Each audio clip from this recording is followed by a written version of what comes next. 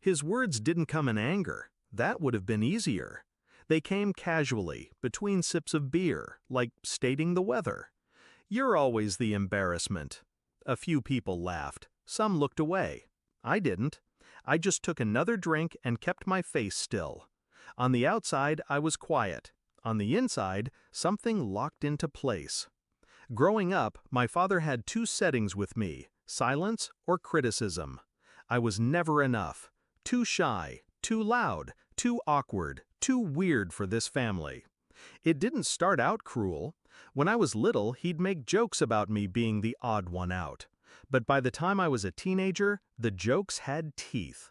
Family gatherings became stages for my humiliation. I learned early that I could never win his approval, so I stopped trying. But here's the thing about being underestimated your whole life. You learn to move in silence. You learn to build without applause. After college, I worked 3 jobs at once. Small apartment, cheap food, every dime went into savings. He called me reckless, irresponsible, said I'd never last without his guidance. I didn't argue, I just kept going. Promotions, better pay, investments that multiplied while he was busy talking about his glory days. By the time I was 31, I had enough to buy the kind of house I used to dream about when I was a kid, lying in a room with peeling paint. The day I closed on it, I walked through empty rooms with sunlight spilling across polished floors. No one had given me this. No one had helped. It was mine. And that's when I decided exactly how they'd find out. The plan came together fast. I'd throw a housewarming party. Not small, a full event. Catered food, live music, a guest list packed with friends, colleagues, neighbors, everyone except my family. No calls, no invites, not even a by the way. I hired a photographer, the kind who could make a glass of champagne look like a magazine cover. Told them to capture everything: laughter spilling from the balcony, clinking glasses in my kitchen, people lounging by the pool as the sun went down. The night of the party, the place glowed. My friends wandered the halls in awe, complimenting the art on the walls, the view from the upstairs balcony.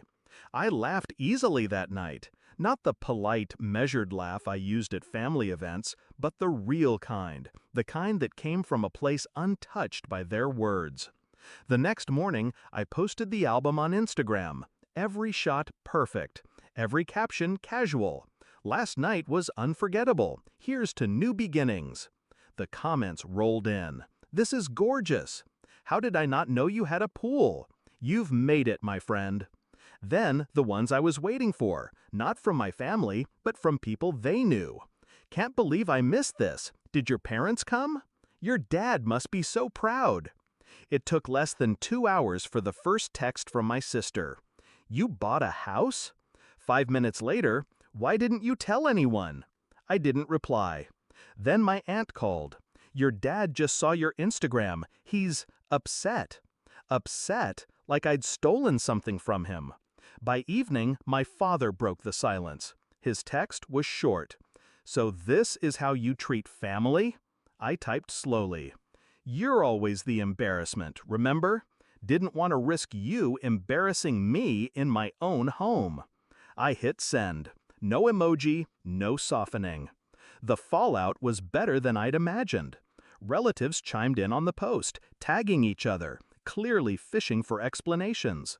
Friends of friends commented things like, "Guess family isn't as close as it looks." Little sparks tossed onto dry grass. Within days, it was obvious they hated that everyone saw what they hadn't been invited to. My father stopped posting his usual photos of backyard barbecues and fishing trips. My sister went on a spree of inspirational quotes about forgiveness. Forgiveness? For what I'd done, not for what they'd done to me for years. Here's the truth they'd never say out loud. They liked having me small, easy to mock, easy to ignore. The sight of me thriving without them, of me choosing not to share it, was the real wound. Weeks later, a cousin called to check in. Really, she wanted the story. I kept my voice light. "Oh, it was just a small thing with friends. You know, the people who actually support me. She didn't call again. Sometimes revenge isn't fire and fury. Sometimes it's building a life they can't touch, then locking the door. And sometimes it's making sure the whole world sees who's on the inside and who isn't. They'll tell themselves I was petty, that I overreacted to a harmless comment. But I remember every smirk, every public jab, every time they made me the punchline. I remember the burn in my face when strangers laughed at my expense. This was just me setting the record straight. Now, when I walk through my house, there's a particular joy in knowing they've only seen it through a screen. They've scrolled past the photos